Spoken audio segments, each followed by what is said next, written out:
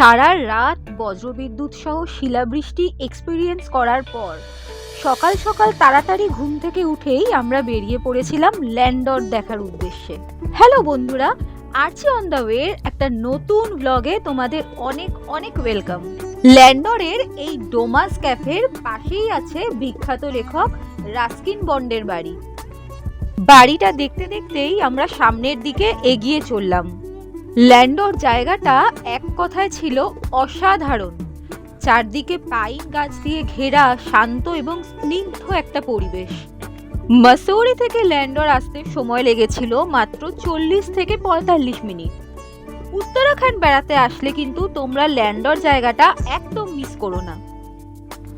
গাড়ি থেকে নেমেই চোখে পড়লো একটা চার্চ। চারদিকে ঘুরে ঘুরে চার্চটাকে দেখতে লাগলাম। সদ্য ওঠা সূর্যের আলোয় চারদিকটা একদম ঝলমল করছিল।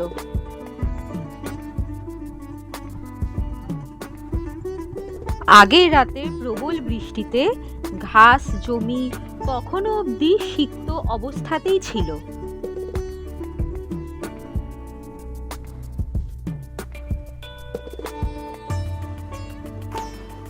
অনেক সকাল সকাল চলে আসার কারণে চার্চের দরজা তখনও খোলেনি।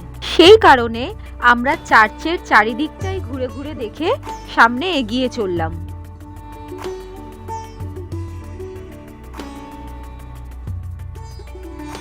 জায়গাটায় অবস্থিত মাত্র 4টে দোকানের জন্যই জায়গাটার নাম হয়েছে চার দোকান। দোকানের প্রত্যেকটা খাবার ছিল ভীষণ টেস্টি।